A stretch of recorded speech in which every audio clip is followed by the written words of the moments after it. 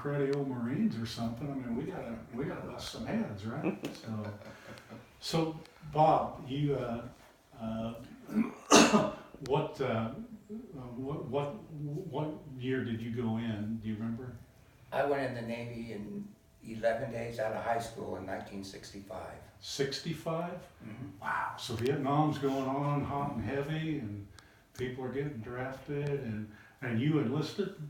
I did, and I got out in 1969, 69. and then I went back in 1979. Actually, it was early 1980s, and got out in 1983.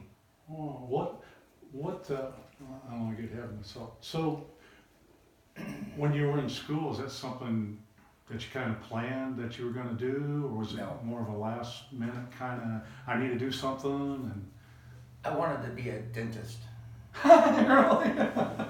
and Okay. So how do you go from dentist to? well, I was already got a place. I was going to Eastern Michigan University Okay. for pre-dental school, Yeah. and my folks had it all arranged and everything, pretty much. Yeah. Not totally firm, but then the Navy recruiter came to school, and he Okay. talked to me, and he said, "What's your plans?" I told him. He said, "Did you ever hear of a dental technician?" I said, "No." He said, "The Navy has a really good dental technician program. Huh. They'll send you to school. You can work as a dental technician. You can get your experience, see what it's like, and you can get out and go to the school with the GI Bill." I said, "Okay," so I signed up. Yeah. Oh man. I like it. And Joe, where did you go? I went in actually I was drafted Uh-huh. into the Army. I thought I was going to the Army. Yeah. And my older brother, he was a National Guardist, my dad was all, you got to join the Guards, you got to join the Guards. You know, Vietnam War's going on, you know. So this Pretty was sure in the that's where I'm going. 60s, in the 60s, Joe? Yeah, well, it was, in 70, Oh, okay. 71 is when I went in. Okay. I went in February. I was still in high school. I Okay. went in with a friend of mine, Paul Humphrey. Yeah. We went in on the buddy plan, and So people might not know what that is. well, you go in with someone you know, Yeah. and we went in February. I can And remember the premise is you're going to be together through your through time. all through boot camp, Yeah, all through boot camp, Yeah. and we went to Columbus, February. Yeah. We were still seniors in high school, Huh. and thinking, you know, hey, this is as soon as we're out of high school, we're gone. We're going to boot camp. Yeah. And Paul was with me for 2 weeks. I wake up one morning and this guy's gone. I mean, you don't know anything. They don't tell you anything in boot camp. You know, yes sir, and do your stuff. And you know, I went through boot camp. I saw Paul Humphrey 2 years later in Atlanta, Georgia, in an airport, going to a plane. Yeah. Oh, what the heck? Where the heck have you been? Because I never saw him home. I never thought, because you're at home, you're doing everything with your family, whatever. And then, because you're on limited time, you're back. On leave, you go back. And we just stood there for a few minutes, and he got sick. And had to go. I guess he was quarantined for 2 weeks for virus or something. And you didn't know. No idea. You just sleep, then you wake up. Where's my buddy? Wow. So, Good story. but yeah, that was quite an ordeal. Oh, now, Sandy, so you went in National Guards, right? Mhm. So how did that come to be? What led you to that? Oh, I had a friend who says, "Let's just go down here and talk to these guys." Uh-huh. And we went, and she says, "I'm going to do it," because she didn't have a very good home life, and for her, It'd be this perfect. was going to be So great. what about is this time frame wise? 78. 78. Okay. And so I said, okay. And, I'm always been I just do it. I never stop and think about anything. I just do it. So Yeah. I went with her. So were you And- you working at the time? Did you have what was going on in your life? yeah, I was working. I worked at Beta Shoe Factory. I was a senior in high school. I graduated. Well, actually, I was out. This was after graduation, but I had graduated midterm Gotcha. and had started working in the factory Sure. before I graduated. And this was So- during summer break, but I was still working. Yeah. And we went. Just and out of the blue. out of the blue, she signed up and she's, oh, come on, we can do this. Let's do this together. So That's right. Gotta have the I money. know, Gotta yeah, I have had the a money, and I said, oh, okay. And then I went home and told my mom and dad, and they're just like, you did what? They were just shocked. And my dad says, well, I think it'll be good for you. And she ended up getting pregnant and never even made it, and I was stuck. I had to go. So when you're in the Guard, you were in full time, right? You weren't, You go do your basic and your AIT, your training, okay, and then you come home and do your weekend drills There you and go. your Okay. summer camp. okay. So, Bob, we're in the Navy now, and I guess I don't really know, I mean, I guess I know more Marine and Army, and you got a boot camp. What's the basic for Navy guys? What do you guys, do you have, is it similar, is it something? Yeah, I know you just touched on it, Joe. Is it? went to boot camp at Great Lakes, Illinois. It's been there since probably before World War II. Oh, really? And I went there, and then I got my orders after, I think it was, I don't know how many weeks it was. Was it 12 weeks? 12 weeks is 12 what, weeks. yeah. 12 So- weeks, I think. So, was there a point in time where you're in your bunk and you wake up and you go, what in the heck have I got myself into? Well, not really, because my dad was in the service. So My you- uncle was in the service. So you had a family history and you kind of knew what to expect? Oh yeah, my dad pretty much told me a lot of interesting things and Yeah. what to look for, what to do, and all that. Well, he must have made quite an impression. Yeah, to I follow, actually right? enjoyed it. Yeah.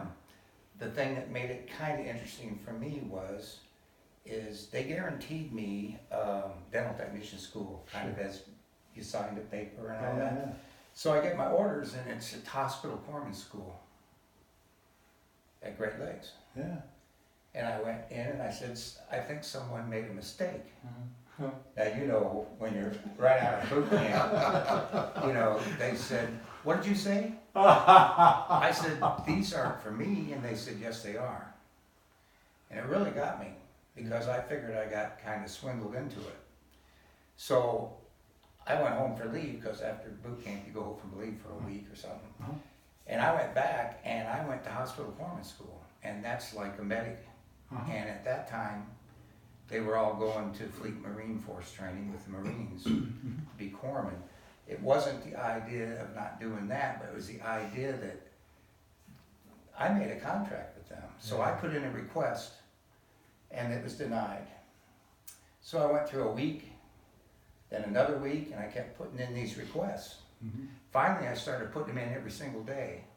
And after about probably 4 or 5 weeks, I went in with a guy, Lieutenant Commander Shaneyfelt, Yeah. and he said, you know, the Navy's, they know what you need to do. And I told him my story. And he says, well, the hospital corpsmen and the dental technicians are all in one branch, like one group. I said, they guaranteed me school. And he said, plus I said, don't you want someone to be a hospital corpsman that's a caring person that cares about people? Sure. And he said, certainly. I said, well, see, I don't care about people that way. I said that because I did not want to do that. Sure. So he took me out of that class and told me that I'd never get to go to school. And he sent me to some place over in Japan on some ship. Yeah. Because of that, you think? I mean, Well, was yeah, but he was kind of silly because I got on a ship that had a dental department on it. And I was in the deck force for just about a year. Yeah. And I got to know the dentists in the dental department and told them my story. And they let me start being a striker. You know what that is, where you on-the-job training to see how you do. Oh, So ultimately, I went to dental technician school and became a You stuck a long second-class way dental on there. technician in Wow. E5. and so So is that something that you did while you were in service? You actually worked on people? Yeah, You were I able to was do a that? dental technician. I worked Huh. on the ship, and we was in Vietnam, and I also worked in Norfolk, Virginia at the Naval Dental Clinic. Uh-huh. And then later on, I worked on independent duty with a dental officer, and that was just me and him at Newport News Shipbuilding and Dry Dock. And we would work on crews of submarines that would come in for 6 months and out, and we'd do all their dental work. It was real good duty, just me and the doc. Yeah. Huh, that's an interesting story, Bob. That's good. So Joe, you figured out that you didn't get quite the deal that you wanted either, but Yeah, it wasn't, I wasn't, mean, wasn't anybody's really fault. yeah, you're in there, Sick. you got sick. So, I did my 12 weeks boot camp. How did that go for you? Was that? It was interesting. I've never, my dad was in the service, and my brother was in the guards. My dad really wanted me to get in that, but I just wanted to serve my 4 years and get out, Yeah. I didn't want to go to Vietnam. Of course, you're taking your chance when you go into service they're going to tell you where you're going to go. Yeah. But after boot camp, I was going to training in Pensacola, Florida for communications. Yeah. And while I was toward the end of the boot camp, I called my folks. I was kind of rambunctious young man, the younger years, and my mom just was freaking out. She said, "What have you done?" Yeah. Oh no, I've been in boot camp for almost 12 weeks. Was this the first So- time you've been away from home for? Yeah, for any length of time. Sure. And so the field I was going into, I guess they have an FBI investigation of you for top secret clearance. Yeah. Because what I went into was in the communication field was we supplied materials that ships talk to each other. And my service for almost 4 years was in a concrete building surrounded by barbed wire fencing and Marine guards. Really? And that's where my everyday experience was. We walk in, and in the building, your vault, you go in the vault, you shut the vault doors, and we work in there all day long. Wow. And it was really interesting, but I only worked 2 weeks out of the month because Yeah. So what would you do? Would you just do whatever you we wanted? no. I guess I knew better than that. So I guess the reason I got out, because I was toying with the guys' idea of maybe staying in, Yeah. but oh my goodness, you just swab the floor. Because you have 2 weeks of downtime.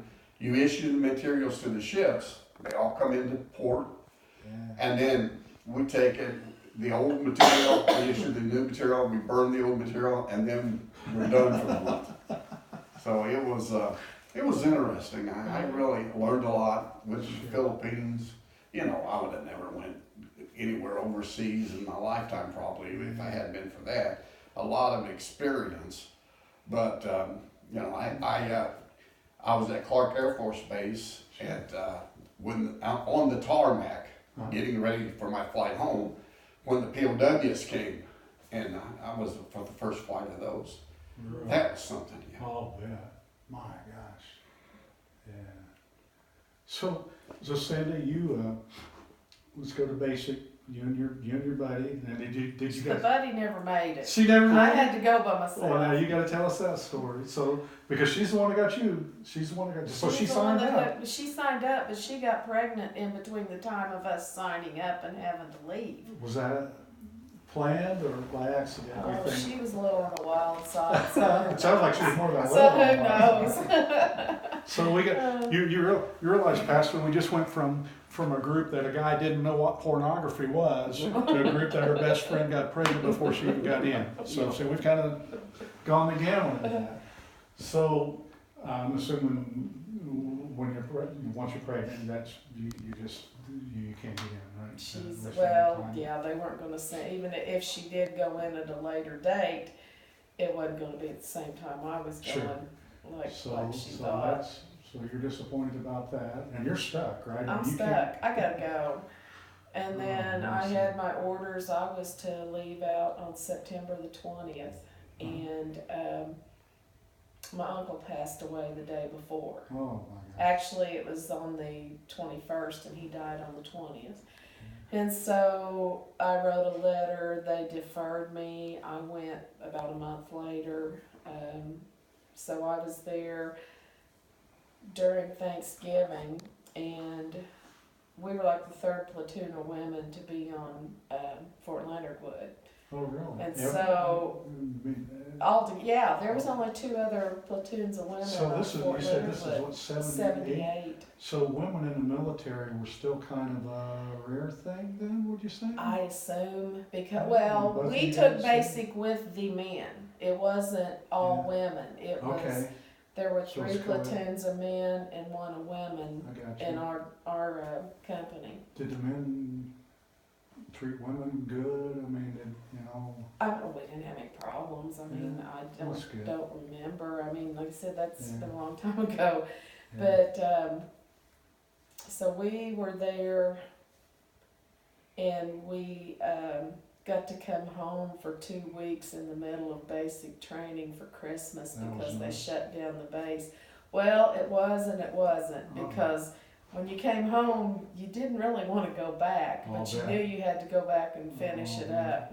So yeah, I went back and finished it up, and I was telling George out in the hallway, our drill sergeant was like a father. And so after you've been there for a couple of weeks and you get your first liberty where you get to have the Sunday afternoon to go out and do whatever, he let all the guys go, and he wouldn't let us females go. He marched us down to a place they called Phone City, and that's where you could go down, make calls, and pay for it. So we got to call home, and we got to go to the PX for the first time and like buy a Coke and a candy bar, which we hadn't had in a couple of weeks. And then he marched us back, and we didn't get to go out and run wild for the afternoon like the guys did. Yeah. And it took another week or 2 before that happened. And when that happened, then was it just business as usual, or did he kind of shepherd over you guys? I really don't remember. Yeah. I just remember finally getting to go and do. Yeah. So Bob, were you were you on multiple ships? Did you kind of stay on the same ship when you were overseas, or did you have to move around between ships? Well, I was on only one ship the first time I was in the Navy, Okay. and that was the original ship I went on. Yeah. What was it? Was it a big cruiser or No, it was what's called a destroyer tender. destroyer? Okay. Destroyer tender. Okay. It's like a huge, like a big ship that has metalworking, plumbing. They actually do all the work on destroyers.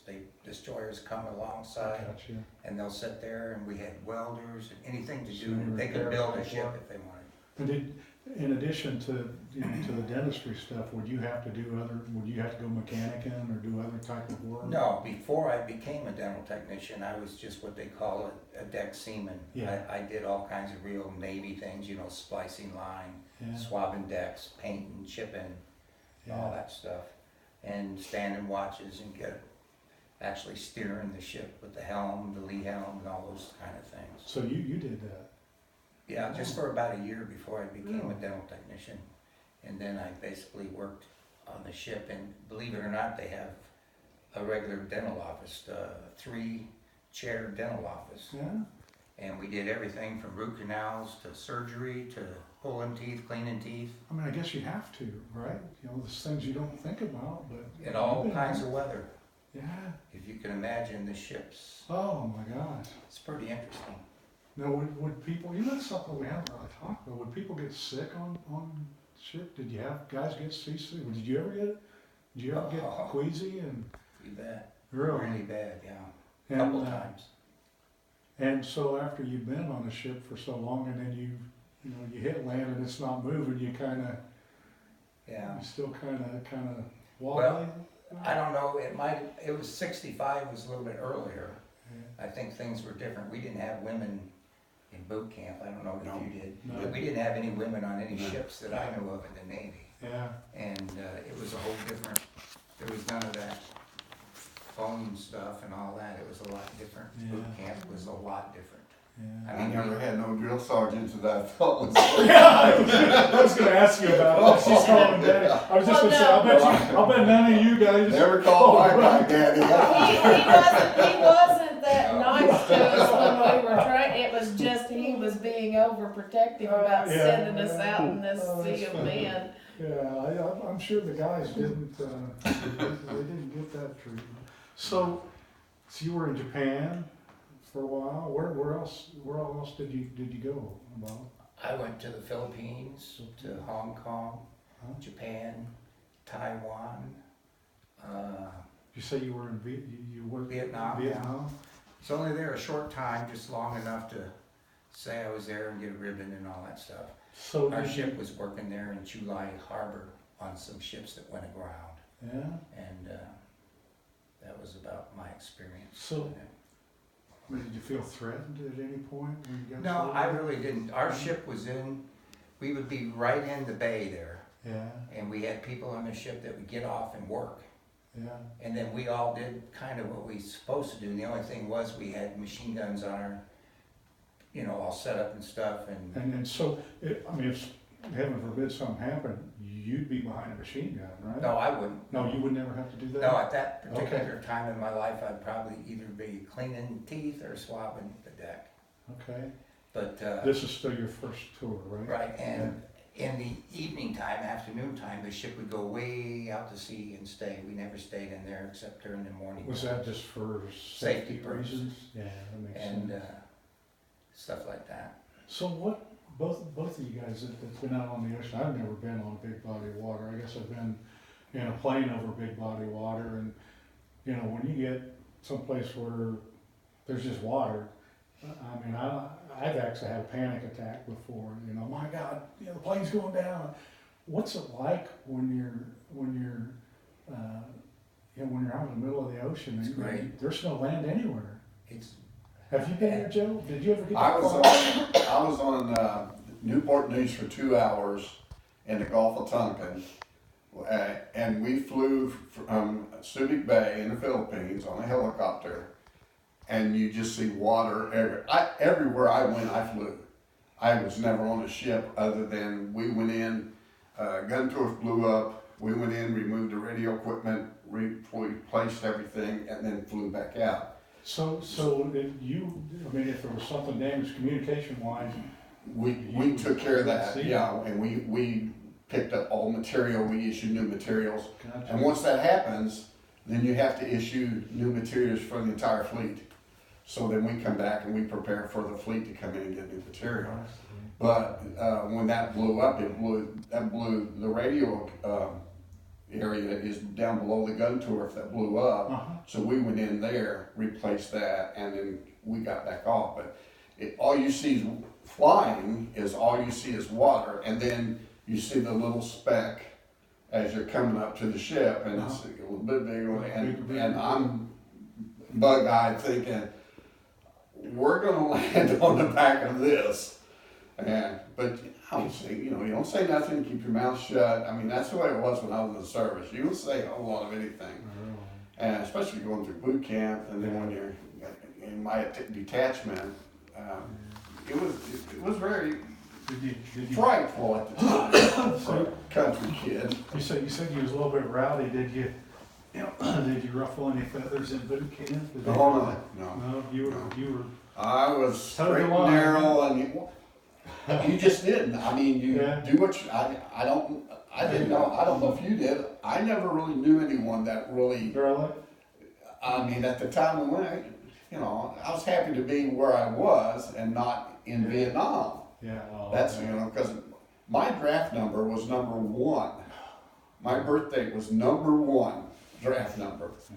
Because my dad says, well, maybe you went so far in the birthdays and then you got lucky you didn't go. But, and my dad could say, well, because he pushed for the National Guard like my older brother. Sure. I just didn't want to do that. Yeah.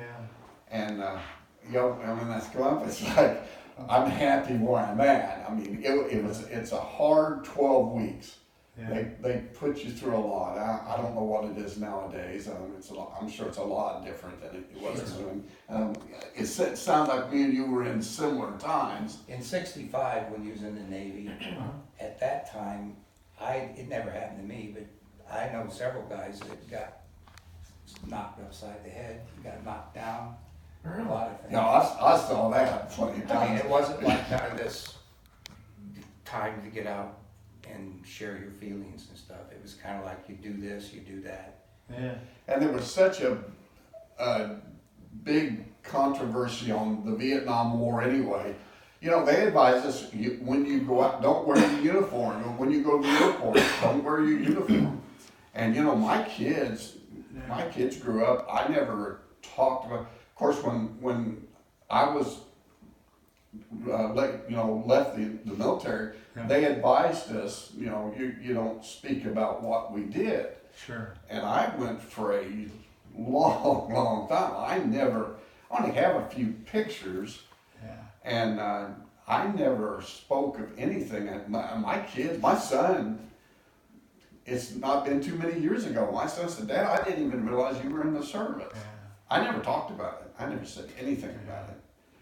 And but it was one of those things where people were really, you know, they're dead set against that. And you know, they were running away to Canada to just Yeah. prevent Well, family it from was going. such, it was not only such a different mindset, you know, for the whole war, but, you know, what was going on in the US at that time. I mean, there was, you know, you had a group of conservatives, and then, you know, you had the radical kids, and it was just, you know, just seemed so separate. I mean, I was, you know, fairly young at the time, but I can remember that. Yeah. You know, it just seemed divided, you know, and I then, thought the neatest part was being in the Navy in the '60s was that you had bell-bottom pants. And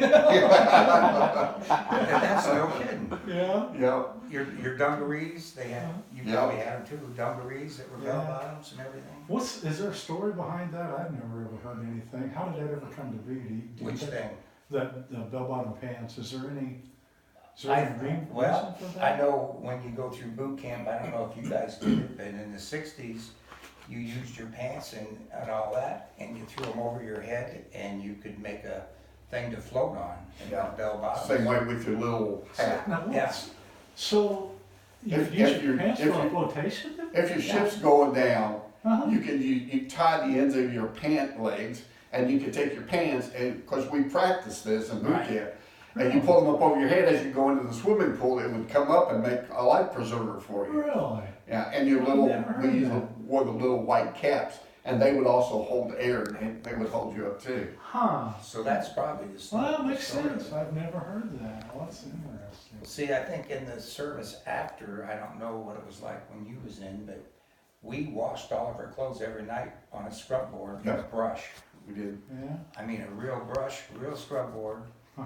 sheets, clothes and everything, and then we hung them up 1 inch from the one next to them, and they had little tabs in them where you tie a square knot, and they're all lined up, all pointing the same way and everything. Yeah, you did it too. Jim. Yep. And in the winter, you do it inside of a drying room where it's about 110 Really? degrees or something.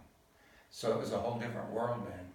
Huh. Then now, I think, I've talked to younger guys, and they have washing machines and dryers and all that sort of stuff. We didn't do none of that stuff like that.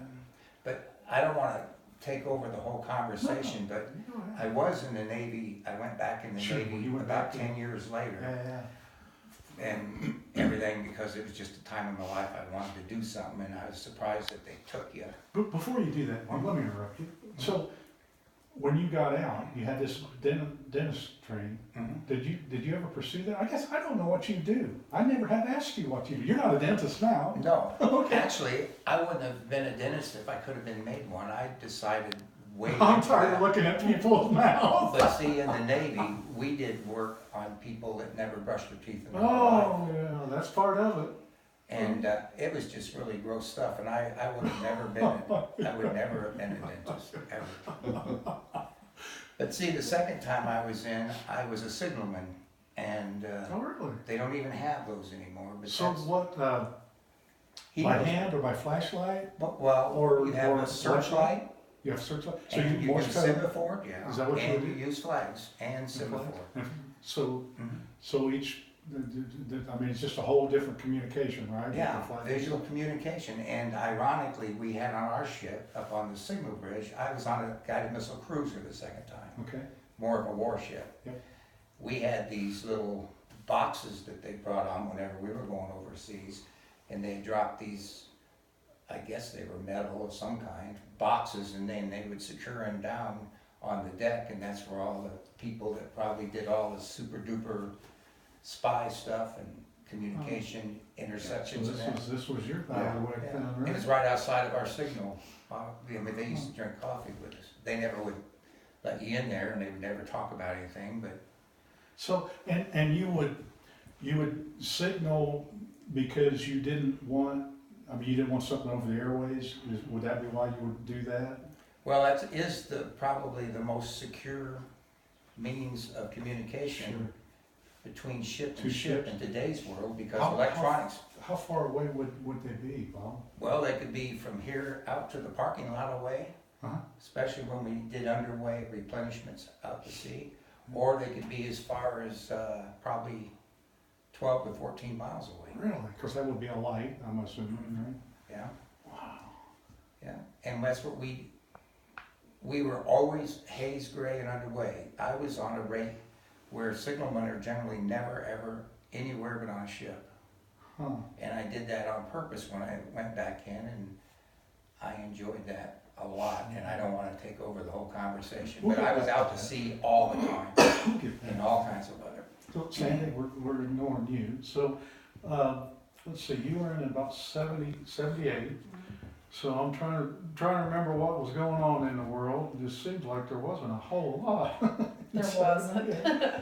And so you would, you went 2 weekends a month or 1 weekend a month? One You weekend had a to month, 2 weeks in the And summer. when you come down here to Atterbury, to Columbus? Went to Camp Atterbury. I went to medic school, and which is basically your basic first aid, that kind of stuff, in San Antonio at Fort Sam Houston. Oh, really? Yeah, and then I came back. Did you like it down there?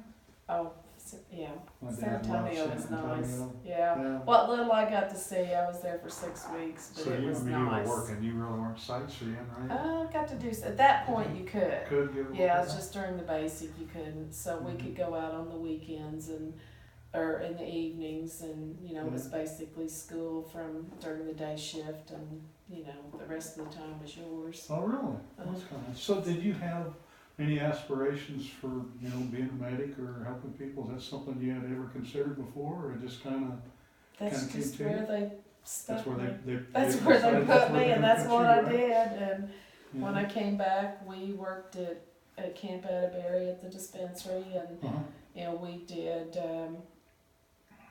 their annual physicals and things like that. Gotcha.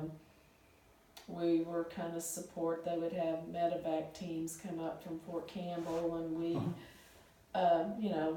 got to fly with them in the helicopter some. I mean, Oh, do you like we that? didn't do a whole lot. That was neat. You That like was a lot. I got to fly to Indy and land on top of a hospital, and Really? yeah, I mean that was.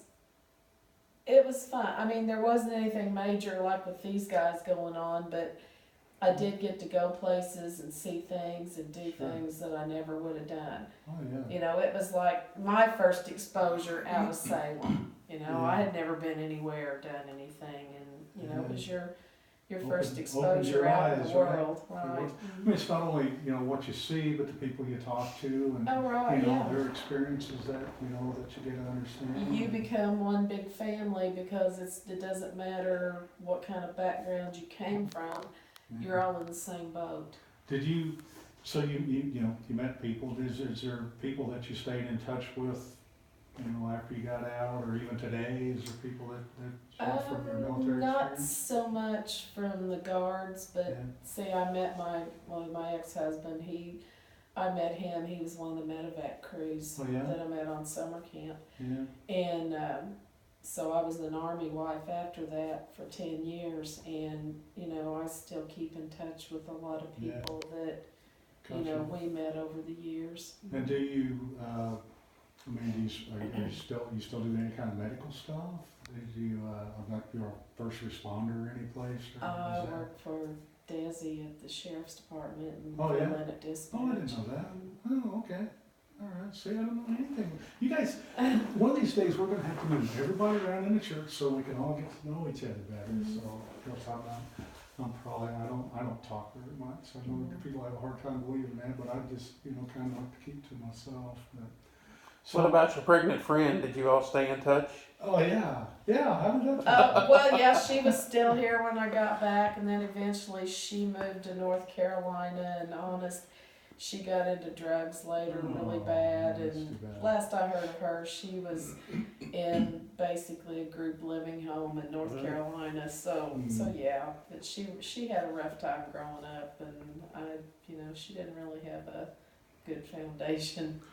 Yeah, that sometimes tends to go from generation to generation. Mhm. She might have done better if she wouldn't have got pregnant. That's right. Yeah, It- I that was thinking the same Could thing. have changed her whole life. Could Could have, have. right? Mhm. Yeah. So Joe, did you get into any signaling or anything like Bob? Do you know Morse code and all of that? No, yeah, we studied Morse code, but my job went into the top secret area of the Navy, of the communications, so yeah, I didn't get into signaling at all, so. So if something was going on, you know, if there was some kind of big deal going on, would you know about it? And Yeah, oh, yeah. And somebody else wouldn't? Anything. It wasn't just, you weren't just carrying documents around, I mean, you knew. We went into I always call it the bank vault, because it had a door like a bank vault. I mean, it was huge. Yeah. And then all this material, it isn't open for anyone unless you have the security clearance to Yeah. get in and work it. Well, we worked it, but that's what we communicated with. Our ships communicated. Now this was with the Navy. I don't know about the other branches, but this Yeah. was with the Navy, and this was every ship at sea. You use the materials to talk back and forth to the ships. And And we were if something's constantly compromised, changing that, You know, right? we get call on a Saturday morning to report, and we go report, and the next thing for the next 2 weeks, we're filling every ship that's in our detachment, in our area, would come in just like, I was in Norfolk, Virginia for almost 2 years. And every ship that was in that area would come, that's where they would come to get their information, and that was changed monthly.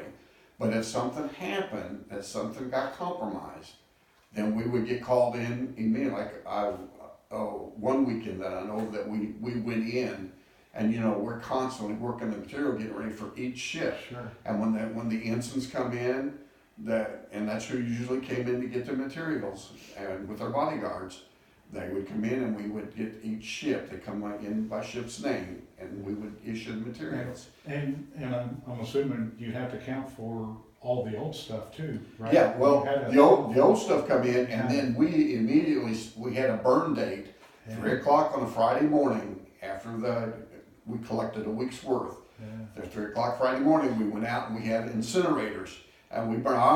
I always volunteered, because you would be done by 6 or 7 Yeah.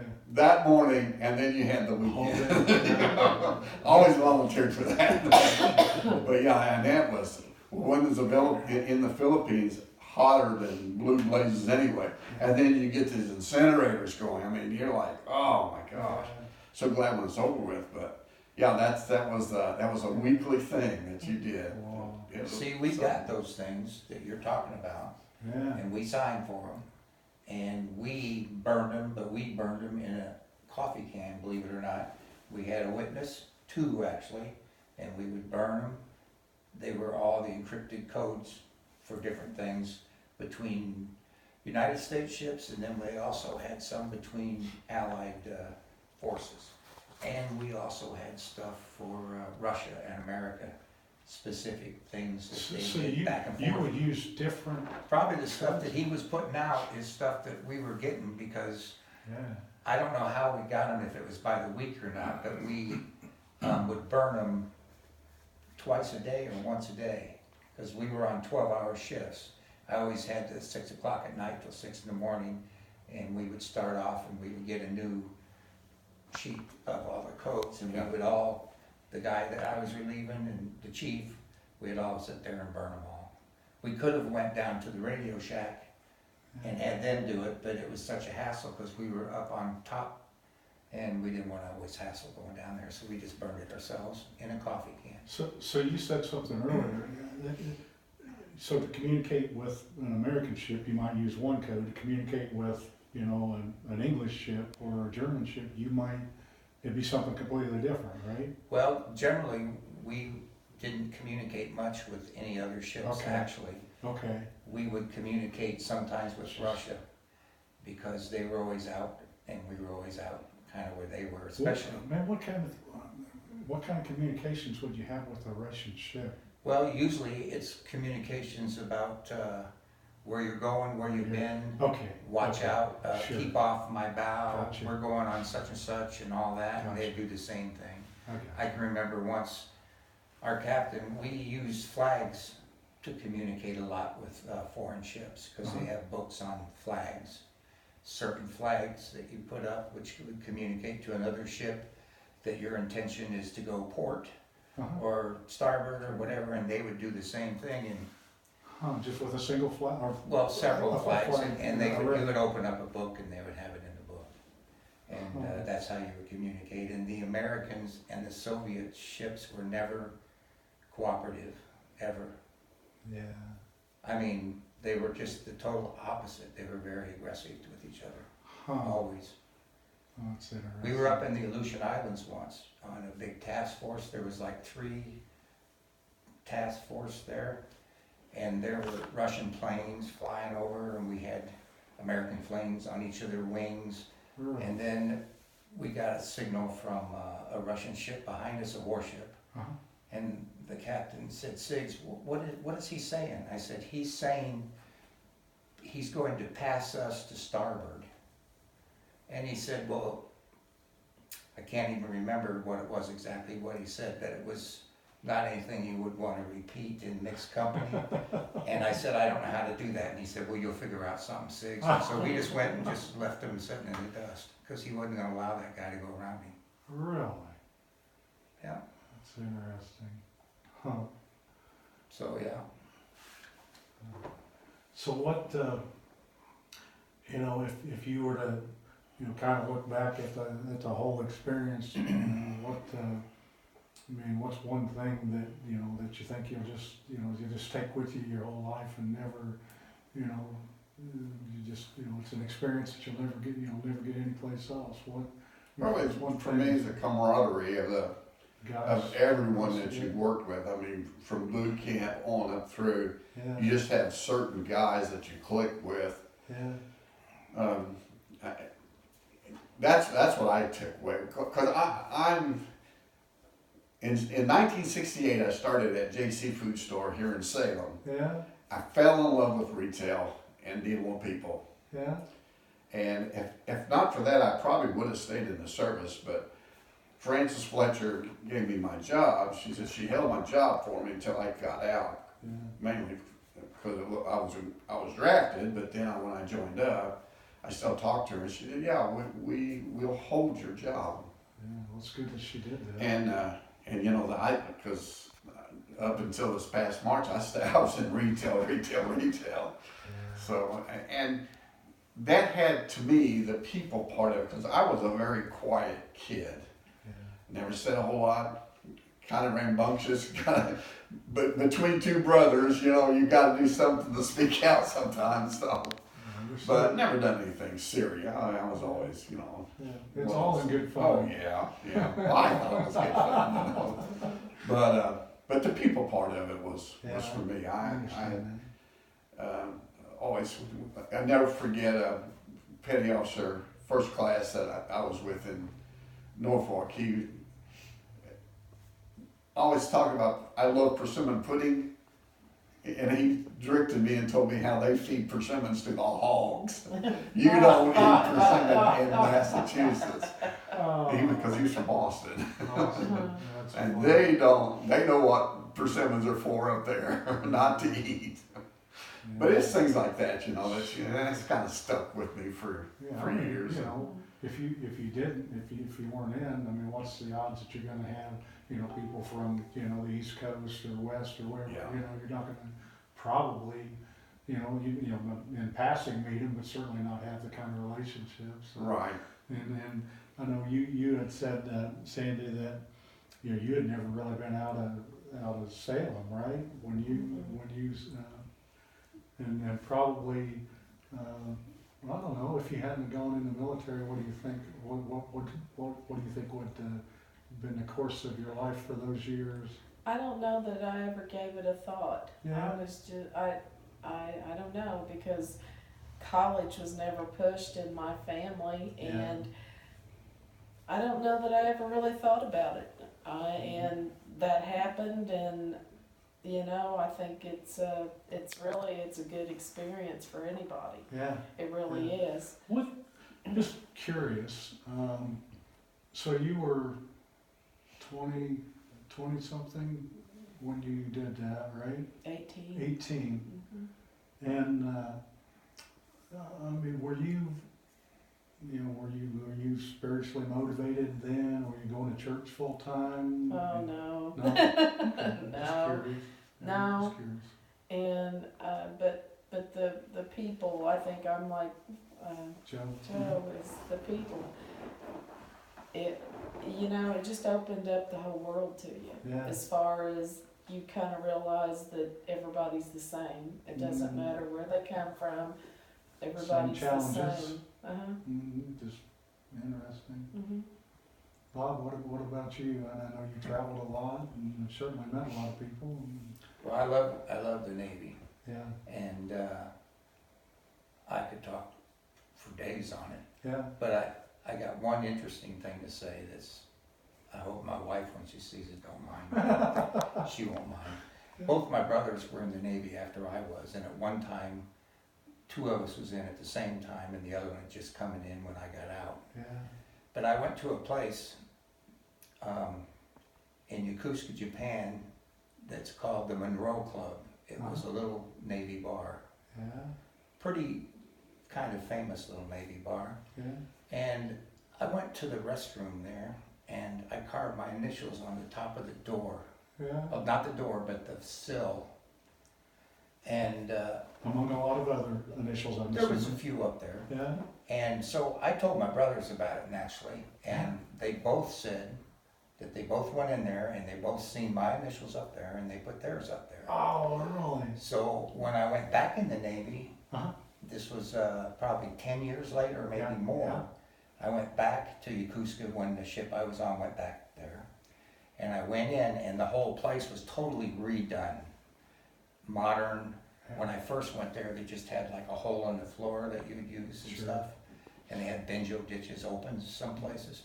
But now they had like regular restroom and everything was new. The door was new, but that thing up there was still there, and that's the No way. honest truth. And your Oh, that's initials? cool. All three initials were up there. Wow. And I just wonder sometimes if it's still there. Isn't that something? That's not a very interesting thing, but it's one I thing that I think so. I think it's pretty cool. That happened. and I kind of wonder if I could go back if it would still be there, but that would be probably impossible. Nothing's But you'd think- impossible, Bob. Well, anyway, that was one of the interesting things. Another quick one was Yeah. when I got to go to Adak, Alaska, that's on the Aleutian Islands, Uh-huh. and I got to go there and visit the place where my dad was at in World War II. He was a railman, and they had an outpost place there where he was at one time in his Huh. Navy service. So that was one of the neatest things I got to do. That's pretty cool. That's good stories. Well, man, I'll tell you, we just appreciate, what you guys did. And, I always like to think of it doesn't matter, whether you were in combat,